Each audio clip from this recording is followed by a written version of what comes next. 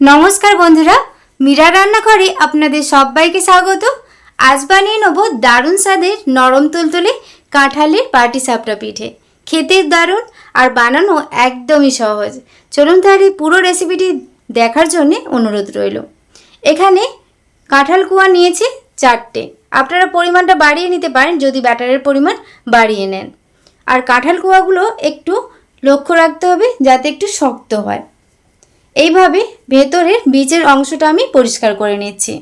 এবার সবগুলো করে নেওয়ার পর এবার এক একটা করে কাঁঠালের কোয়া নিয়ে এইভাবে ছোট ছোট টুকরো করে ছুরি দিয়ে কেটে নিচ্ছি। আপনারা এটা বটি দিয়েও করে নিতে পারেন। এইভাবে ছোট ছোট টুকরো করে সব কাঁঠালগুলো আমি কেটে নেব। এখানে একটা মিক্সিং জার নিয়েছি। ওই জারের মধ্যে নিয়ে নেব 1 বাটি ময়দা আর হাফ বাটি দিলাম সুজি, আর দিয়ে দেবো 1 থেকে 1.5 বাটি জল দিলাম।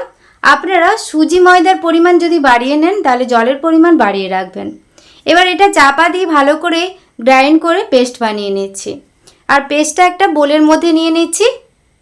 পেস্টটা অনেকটাই কিন্তু ঘন, দেখুন। এর মধ্যে দিয়ে দেবো স্বাদ মতো লবণ, আর দিয়ে দেবো মিক্সিং জারের বাটিটা ধুয়ে অল্প একটু জল দিয়ে দেবো। ভালো করে মিশিয়ে নিচ্ছি আর একটু ফেটিয়ে নিচ্ছি। পুরো রেসিপিটি আপনারা দেখতে থাকুন। বানানো যেমন সহজ আর খেতে দারুণ টেস্টি হয়। এবার এটা একটু দেখতে ভালো লাগার জন্যে দিয়ে দিলাম একটু ফুড কালার। এটা আপনারা নাও দিতে পারেন। ফুড কালারটা দিয়ে ভালো করে মিশিয়ে ব্যাটারটা আমি রেডি করে নেব। ভালো করে একটু ফেটিয়ে নিচ্ছি। এখানে দেখুন ব্যাটারটা ফেটানো হয়ে গেছে আর ব্যাটারের কালারটা কত সুন্দর এসেছে দেখুন। এবার এটাকে আমি রেস্টে রেখে দেবো। চাপা দিয়ে দিচ্ছি। 10 থেকে 15 মিনিট রেস্টে রেখে দিচ্ছি, তখন সুজিটা ফুলে যাবে। এদিকে পুরটা বানিয়ে নেব। তার জন্য গ্যাসের মধ্যে কড়াই বসিয়েছি। দিয়ে দিলাম নারকেল কোড়া আর কাঁঠালটা যে ছোট ছোট করে কেটে নিয়েছিলাম সেটা দিয়ে দিলাম। দিয়ে দেবো চিনি, আর দিয়ে দেবো এর স্বাদ বাড়ানোর জন্যে এলাচ গুঁড়ো, আর একটু আমি গুঁড়ো দুধ ব্যবহার করছি। এবার মিডিয়াম ফ্লেমে এটা নাড়াচাড়া করে পুরটা আমি রেডি করে নিচ্ছি। আমার চ্যানেলে আপনি যদি নতুন হয়ে থাকেন প্লিজ আমার চ্যানেলটি সাবস্ক্রাইব করবেন আর পাশে থাকা বেল আইকনটা পুশ করে দেবেন আমার নতুন ভিডিও পাওয়ার জন্যে। আর ফেসবুক পেজ থেকে যদি আপনারা দেখে থাকেন প্লিজ আমার ফেসবুক পেজটা ফলো করে পাশে থাকবেন। পুরটা আমার হয়ে গেছে দেখুন। এরকম অবস্থায় চলে এলে এবার এটাকে আমি নামিয়ে নিচ্ছি আর এটা আমি ঠান্ডা করে নেব। গ্যাসের মধ্যে তাওয়া বসিয়েছি। দিয়ে দিলাম অল্প একটু তেল। আর তেলটা যখন দেবেন তাওয়াটা যেন ভালোভাবে গরম হয়ে যায়, তারপরে তেলটা দিতে হবে। এইভাবে চারদিকটা একটু ছড়িয়ে নিচ্ছি। এবার এই সময় গ্যাসের ফ্লেমটা একদমই লো ফ্লেমে করে দেবো। এবার 1 থেকে 1.5 চামচ ব্যাটার দিয়ে এইভাবে হালকা হাতে চামচ দিয়ে ঘুরিয়ে নিচ্ছি।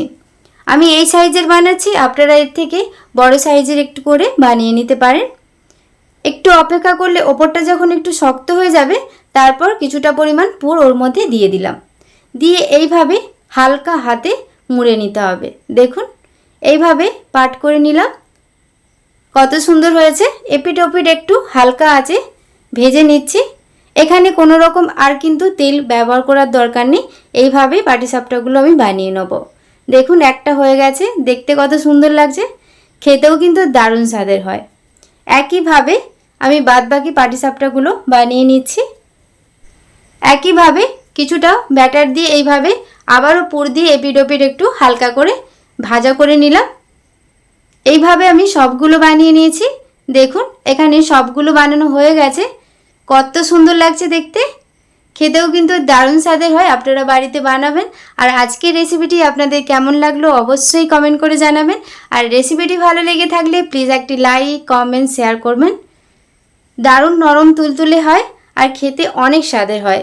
একটা আমি কেটে দেখাচ্ছি, দেখুন কত সুন্দর হয়েছে। আজকের মতো রেসিপিটি এ পর্যন্তই। সবাই খুব ভালো থাকবেন, সুস্থ থাকবেন। ধন্যবাদ।